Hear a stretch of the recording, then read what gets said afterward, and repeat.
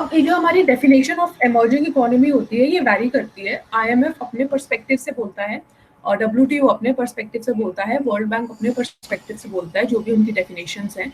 But जो countries होती हैं वो ओवरलैप करती है। Most of the countries overlap in the case of developing economies, जैसे इंडिया है या पाकिस्तान है। Pakistan is majorly underdeveloped countries in all of the international platforms. So the definitions on the international in the international organizations for the underdeveloped countries or developing countries or developed countries, high income, middle income, low income, terminology अलग अलग हो सकती है, पर जो उनका ultimate conclusion होता है वो यही होता है कि कंट्रीज जो है वो ऑलमोस्ट सिमिलर हैं अगर हम लो इनकम की या अंडर डेवलप्ड कंट्रीज की बात करें. So now this is a study about that only. So definitions of emerging economies vary. The United Nations counts Hong Kong, Singapore, South Korea, and Taiwan as emerging economies, and IMF, International Monetary Fund, counts all four as developing economies. सो अब UN ने emerging economies का terminology use किया है, where as IMF ने developing economies का use किया है. So the IMF in its international financial statistics, ये जो चीज़ें हैं इंटरनेशनल फाइनेंशियल स्टैटिस्टिक्स या ये फिर ये वर्ल्ड इकोनॉमिक आउटलुक, ये रिपोर्ट्स होती हैं जो कि ये इंटरनेशनल ऑर्गेनाइजेशंस जनरेट करते हैं, जहाँ पे ये बहुत सारे पैरामीटर्स के ऊपर डिस्कस करते हैं जो इनके ऑब्जेक्टिव्स होते हैं. और सो बेसिकली अगर आपको किसी भी कंट्री के बारे में रिसर्च करनी है, so these are certain places जहाँ से आपको रिलायबल डाटा मिल सकता है. So this is international financial statistics and the world economic outlook. In policy discussions, these are labeled as emerging economies.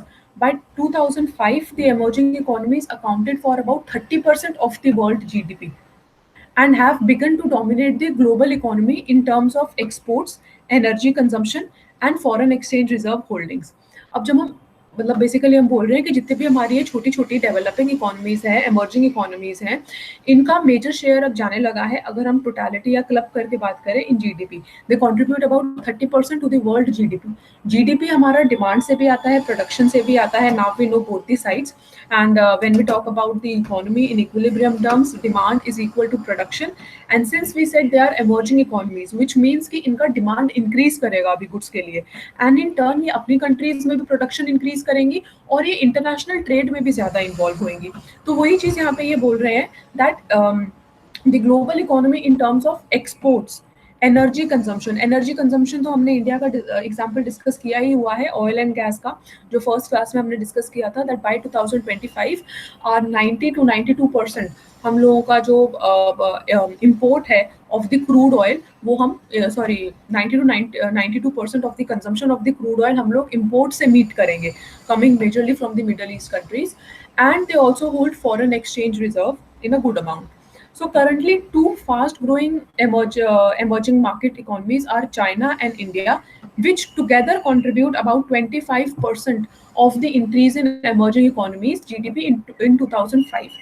2005 का डाटा है, 15 साल पुराना है. आप लोग अपनी केस स्टडीज में अभी जो प्रेजेंटेशन करोगे उस केस में आप लोग अपडेटेड डाटा यूज कर सकते हो.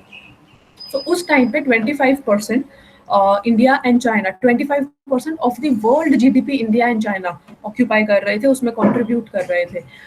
और अगर मैंने आपको एक और डाटा दिखाया था जीडीपी वाला कि 1000 एडी में और उस टाइम पे जब तक ब्रिटिशर्स नहीं आए थे 1400 में, India single handedly 24 point something percentage contribute कर रहा था वर्ल्ड के जीडीपी में, if you guys remember that data.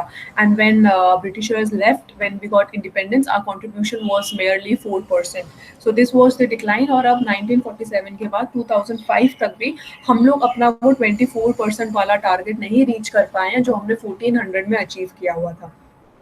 Anyway, so in a study of the world economy, the economic historian Madison found that until the late 19th century, China and India were the world's two biggest economy. Late 19th century मतलब 1800s के time पे China and India were the world's two biggest economies, and these two economies dominated the world output before the steam engine and the industrial revolution placed Britain up in front. मतलब जब तक हम लोग का industrial revolution नहीं आया था, steam engine नहीं आ रहा था, जो मैक्सिमम प्रोडक्शन था वो यहीं से होता था। उसके बाद ब्रिटिशर्स ने इंडियन इकोनॉमी को, मैंने आपके साथ वन वे ट्रेड पॉलिसी भी डिस्कस की हुई है, मेरे ख्याल से नहीं की है तो मुझे बता देना। 1813 में चार्टर एक्ट आया था, जिसके बाद one way trade policy use की गई थी कि इंडिया के गुड्स के ऊपर, फाइनल गुड्स के ऊपर बहुत ही ज़्यादा टैरिफ लगेगा, as a result of which Indian exports are going to reduce. क्यों लगेगा? क्योंकि यहाँ से सिर्फ हम लोग raw material, Britishers raw materials लेके जाएंगे which will be produced in Britain by using this steam engine, by using this new upgraded technologies जो इंडस्ट्रियल रेवोल्यूशन के बाद आई थी. So these two economies dominated the world output before the steam engine, and the industrial revolution placed Britain up in front. Madison estimates that in the 18th centuries up to 1820, the current emerging market economies produced on average a staggering 80% of the world's GDP. तो अब उस time पे भी आप सोच सकते हो कि अगर इंडिया जो है वो अराउंड 15% कंट्रीब्यूट कर रहा था, तो चाइना का शेयर कितना ज्यादा होगा. So after a gap of about 180 years, they are now back with amongst the fastest growth rates. अब यहाँ पे हम बात कर रहे हैं that they are among the fastest growth rates. हम इंक्रीज तो कर रहे हैं, पर हम उतने कंट्रीब्यूशन तक नहीं पहुंच पाए हैं जो हमारा पहले होता था. So given this long perspective, it may be more appropriate to label these economies as re-emerging economies, क्योंकि ये पहले भी अच्छा perform करती थी. Due to various colonial powers, their economies declined and now they are re-emerging. Two important features of economies such as China, Hong Kong, Indonesia, Malaysia, Oman, Malta, Singapore and Thailand that have seen sustained high increase in the GDP in the past couple of decades have been, now that we know कि हम लोगों के जो GDP के factors होते हैं, they are consumption, investment, government expenditure and net exports. तो ये बोल रहे हैं कि ये जो हमारी एमर्जिंग, री एमर्जिंग इकोनॉमीज है, या जो अभी हमारी डेवलपिंग इकोनॉमीज है, इनका जो जीडीपी का मेजर शेयर आता है वो आता है from the high level of investment, and second it comes from exports and imports. So when we talk about high levels of investment, attempting high growth rate without investment in infrastructure and skills is a sure recipe to ignite inflation rather than increase in output of goods and services. मतलब कि अगर हम लोगों का investment हम नहीं करेंगे और कंजम्पशन इंक्रीज होती जाएगी, हमारी डिमांड इंक्रीज होती जाएगी, तो उसकी वजह से तो इन्फ्लेशन नहीं होएगा. When aggregate demand will be greater than aggregate supply in the economy, then demand will be greater than production in the economy, as a result of which the price level is going to increase. Therefore, it is very necessary for these emerging economies to put their finance into investment and increase their production levels. Second, they talk about the large fraction of GDP associated is with exports and imports as an indicator of a country's ability to leverage the demand and resources of the global economy.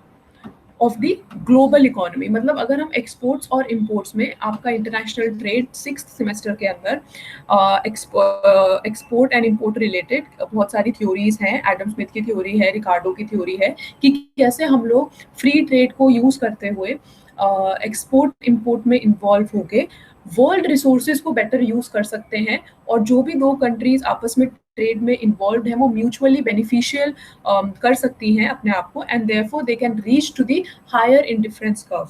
जैसे आप लोगों ने indifference curve पढ़ा होगा in the micro economics, तो उसी तरीके से जब हम इंटरनेशनल ट्रेड में इन्वॉल्व होते हैं एक्सपोर्ट्स एंड इम्पोर्ट्स के थ्रू, हम लोग रिसोर्सेज को बेटर यूज कर सकते हैं और हम लोग एज एन इकोनॉमी एक हायर सेटिस्फेक्शन लेवल पे पहुंच सकते हैं. So this is what they are trying to say, an indicator of a country's ability to leverage the demand and resources of the global economy. Demand किसके लिए? जो exports हम करेंगे उसका फायदा हम ले सकते हैं by meeting the demand of other countries, and resources, जो रिसोर्सेज हमारे पास नहीं है वो हम इम्पोर्ट कर सकते हैं. So in 2004, for instance, China's total investment expenditure was 43.2% of its GDP compared with India's 27.2%. So China का जो investment share था, investment share from the perspective of business firms, that was 43.2. India का almost half था, that was 27.2%. और ये मैंने आपको एक ग्राफ भी दिखाया था, if you people can remember, कि इंडिया का जो ग्रोथ हुआ है वो सर्विस सेक्टर में बहुत ज्यादा हुआ है as compared to industrial sector. Do you want me to show that graph again to you? I cannot see the chat, please respond. वो ग्राफ याद है आप लोगों का जिसमें हमने इंडिया का डिस्कस किया था कि सर्विस सेक्टर इंक्रीज हुआ, इंडस्ट्रियल सेक्टर इतना इंक्रीज नहीं हुआ, इसीलिए अब मैन्युफैक्चरिंग पे हम लोग फोकस डाल रहे हैं, इसीलिए मेक इन इंडिया का कॉन्सेप्ट आया है. ये सब हमने डिस्कस किया था. Do you guys remember? Yes, ma'am. Right. Yeah. So similarly, international trade, that is export plus imports, as a percentage of GDP, was 58.2% in China, whereas it was 27.4% in India. See the difference. It is like more than half or half 50%. और इसीलिए हमने first class में क्या discuss किया था कि जो India का फॉरेक्स है that is only about 512 billion dollars, और जो चाइना का फॉरेन एक्सचेंज रिजर्व है that is about 4100 billion dollars.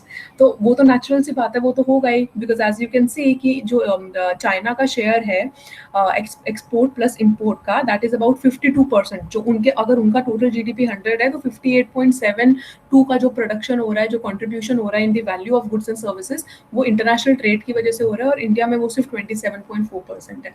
तो now when we see that so many foreign delegates and foreign meetings are happening in India over the last से 5 or 6 years, तो वो major relation इसलिए भी है ताकि हम लोग जियो पॉलिटिकल रिलेशंस के थ्रू अपने कुछ अग्रीमेंट्स सेटअप करें, जिसकी वजह से हमारा एक्सपोर्ट इम्पोर्ट इंक्रीज हो विद द अदर कंट्रीज जिनके साथ भी हम ट्रेड कर रहे हैं, and as a result of which हम लोगों का जीडीपी भी इंक्रीज हो. बिकॉज व्हेन वी से कि हम एक्सपोर्ट करते हैं to meet the demand in the international market, तो वहाँ पे अगर हम लोगों को ज़्यादा पैसा मिल रहा है for our goods, so we should supply our goods over there. For that we need to talk with other countries, we need to involve ourselves in the agreement, and therefore take the advantage and tap the opportunity wherein we can supply our goods and our exports. And also in turn, we can take imports, we can take cheaper imports from outside. So this is how rest of the world sector plays an important role.